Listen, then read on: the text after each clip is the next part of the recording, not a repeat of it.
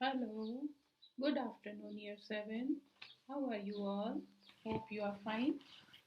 Okay, now, as I have been teaching you English grammar in the last weeks and I have covered many topics of English grammar, I hope you must have understood all of you those topics. Now, from today, we are going to start English literature part. That is English 1. Now, I this also I know that most of you are not having the books. So, I will be providing you the reading material in the portal. So, when you will be opening the portal, just go through the reading material also because I'll be providing you the PDF file of the chapter since you are not having the books. So, let us start.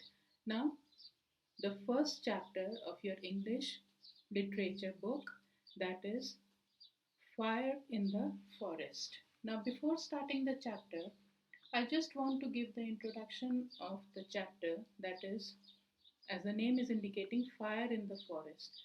Now, there are many causes due to which fires are caused in the forest, and there are many preventive measures also that you must have studied in your social. So, there are many causes, even a small thing like somebody is smoking a cigarette and that person throws a cigarette like that only without mm, putting it off, then that may also cause a fire. So we have to be very much careful about these small things also.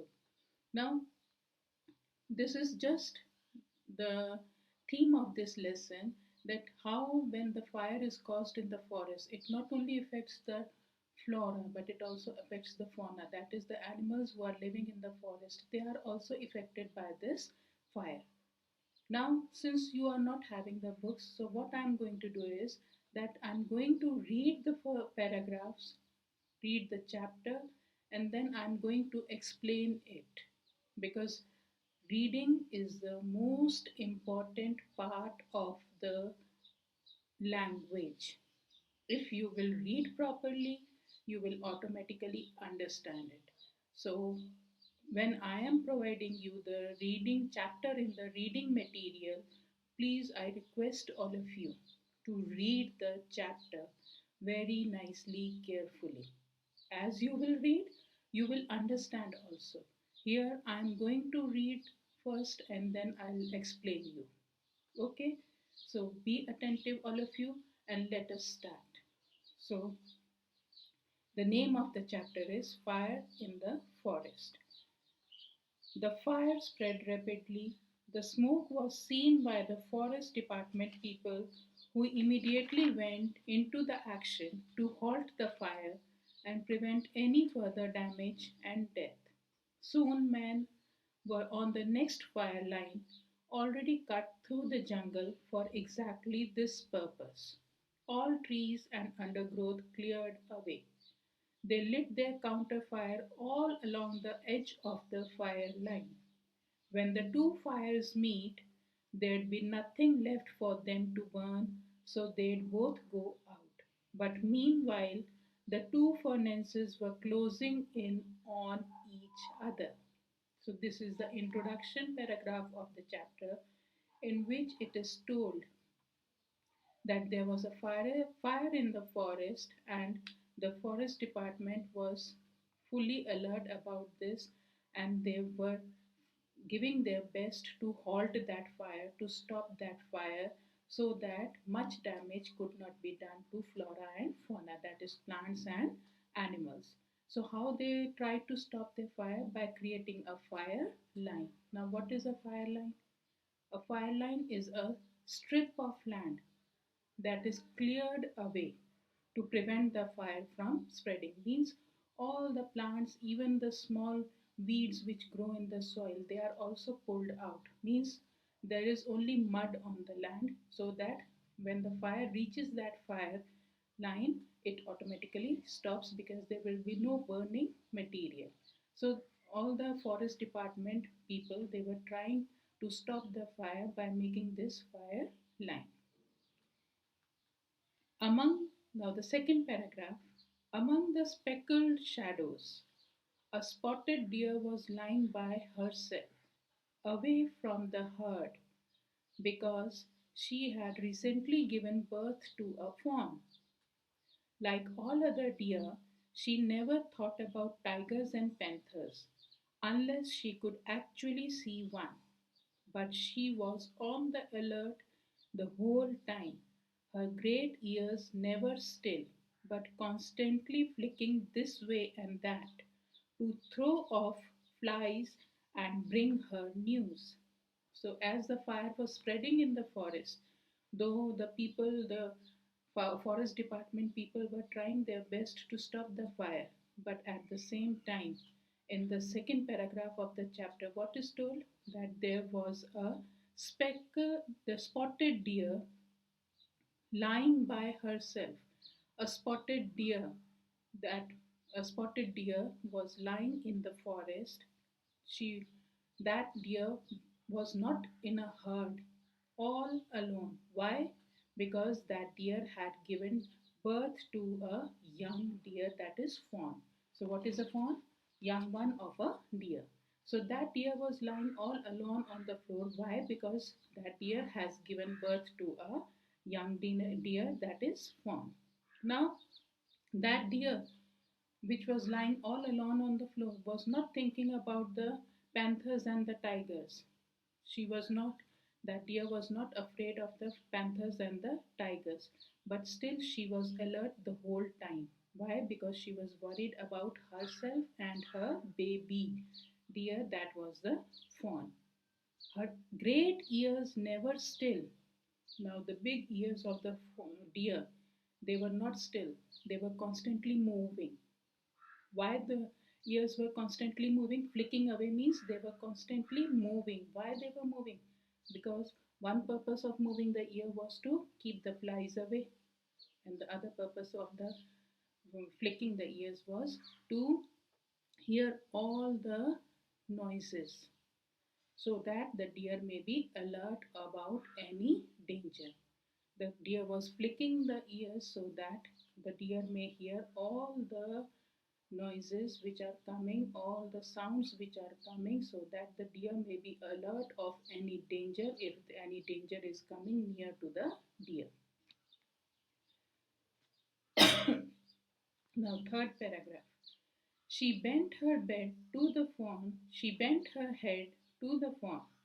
His tiny brown body lay like a nut in the pocket of grass.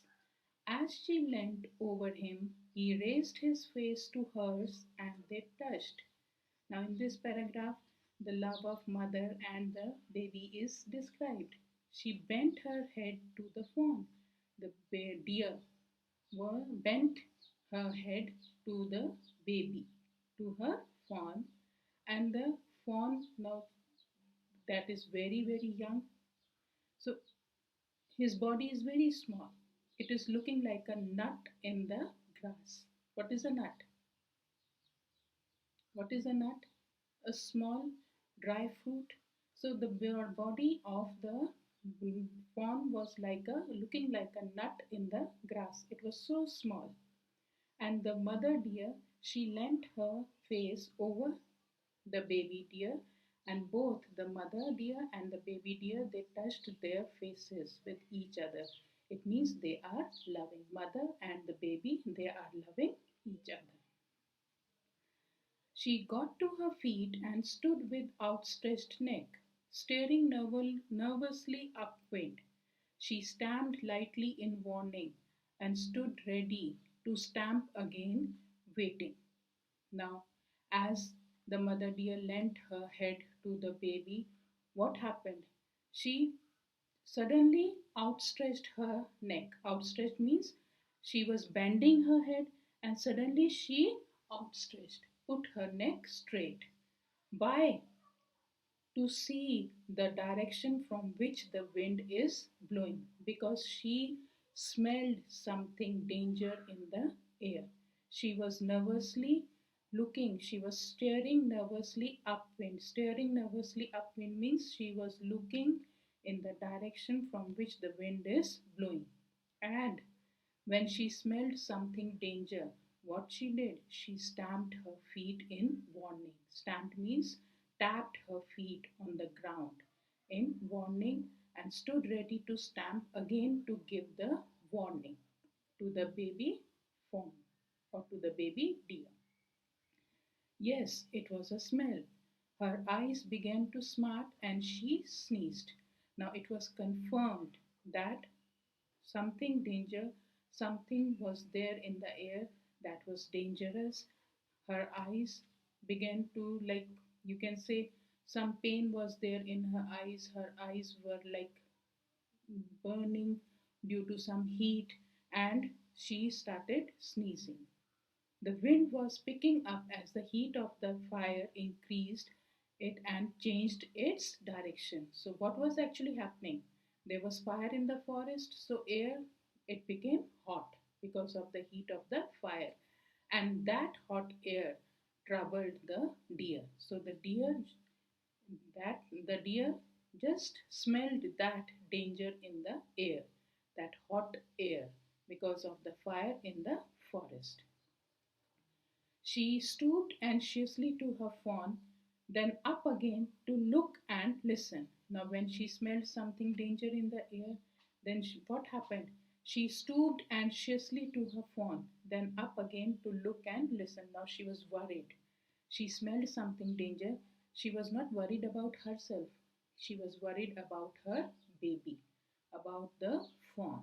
That if something is happening in the forest, then what she will be doing for her baby. She was looking anxiously towards her fawn. After a while, smoke could be seen in the sky. When all these things were happening, the deer was thinking about, like, if something is dangerous is happening in the forest, then what she will be doing with her fawn. Suddenly, what she saw? She saw a smoke in the sky. The hind sprang sharply to her fawn and nudged him to his feet. As the deer saw smoke in the sky, then what she did? The hind means female deer. The hind means the female deer. What she did? She sprang sharply to her fawn and nudged him to his feet. She just kept the baby deer at her feet. He got up shakily as she touched the baby deer with her feet. The baby deer got up shakily. His legs were as soft as those of a newborn lamb, and his hoofs the size of thumbnails. Now, the baby was so small, the fawn was so small. When the mother deer or the hen, remember the term hind means female deer. When the female deer, the mother deer, touched the fawn with her feet, the little fawn got up shakily with a fear. The little deer got up with a fear, and her legs were as soft as those were very soft, and his hoofs the size of thumbnails, so small. Thumbnails means very, very, very small. He gave a little frisky jump and fell over. So when if you will touch a small baby, then small baby will be scared, no? If human baby also, if you will touch a small human baby also, the small baby gets scared. In the same way, when the deer hind touched the fawn, he got scared, and then what happened? He just gave a very little frisky. Little frisky means very small, or in a, you can say, very small jump, or very in a playful manner. He jumped in a very playful manner and then fell down. He got up again and came playfully towards her. He fell down and then he got up again, and then he turned back to his mother in that same manner, in a very playful manner. She threw anxious glances about her as she began suddenly to urge him along. They had to hurry. He was so slow, so weak, and disobedient too. Who was so slow? What do you think? Hind or fawn? Hind was not slow. Who was slow? Fawn, the baby deer. The baby deer was so slow, so weak, and disobedient too. He kept sinking down. He kept sinking down, exhausted, refusing to get up again. Now, since the mother deer has smelled the danger, she has seen the smoke also, so she came to know that there is fire in the forest. She wanted to protect her fawn. She wanted that fawn should walk, should get up, and should try to run, should try to walk. But fawn was very weak, slow, and he was not obeying his mother. He kept sinking down, exhausted, and refusing to get up again. As he tried to walk, he used to fall down, and he refused to get up again. This process was going on. Mother wanted the fawn to walk, but fawn tried, but fawn could not walk. She forced her baby on with rough bites, nipping his soft flesh. Now, what Mother Deer did, she just now, till now, she was just trying that the fawn should get up and walk. But now, what she did, she got angry and she started nipping his soft flesh. Nipping his soft flesh means she started giving small bites on the flesh of the fawn so that the fawn may walk. She started biting, small bites. Nipping means to give small bites on the flesh of the fawn so that fawn may get up and start walking so that they may protect themselves from the fire. He squealed and scattered along, frightened now not of the fire but of his mother, the only thing he understood who had turned on him. Now, what happened when Mother Deer started nipping his flesh, his soft flesh? The fawn, he got scared. He did not knew that there is fire because he was just born. He didn't knew that there is fire in the forest. He got scared of what? Not of the fire. He got scared of his mother because mother was nipping his flesh. So he got scared of his mother and he understood that he has to get up and walk. Otherwise, mother is going to keep on nipping his soft flesh. But now the roar of the furnace was close behind them. Terror beat in the fawn's body. He was suffering now. He scattered, he staggered and fell, could not get up, and lay quivering. Though the fawn, he was scared of his mother, so he tried to get up and walk. But what happened? He could not walk. His legs were so soft, and terror filled in her body. All the terror filled in his body.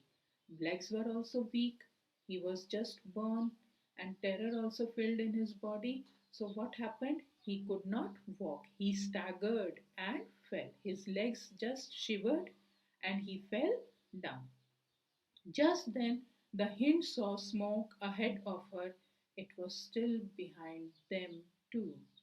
When all these things were happening, like mother was trying to let the baby walk, but the baby could not walk. What Mother Deer saw that the smoke was just behind them. It means fire was very close to them. The fire which was spreading fastly in the forest was very close to them. Mother Deer saw the smoke behind them. Then she knew that they were caught, just the way you could be caught between two hunting panthers. So Mother Deer now thought, now fire is so close and my baby I is not able to walk. It means we will be caught up by the fire now. Like we are caught between the two panthers means if we are caught by the two tigers, if the baby deer would be, or if the mother deer would be caught by the two tigers, she will not be alive. She will be eaten up by the tigers. In same feeling she was having at that time that we are now caught by the fire. We will not be now alive. We will be burned by that fire. Her fawn lay panting on the earth, stretched out. Sparks were falling all around. His flesh shivered when they fell on him, but he did not care, get up. Now that fawn was still lying on the earth. He was breathing very heavily. Because of that smoke, he was breathing very heavily. Sparks were falling all around. His sparks means that ashes of the smoke. They were falling all around.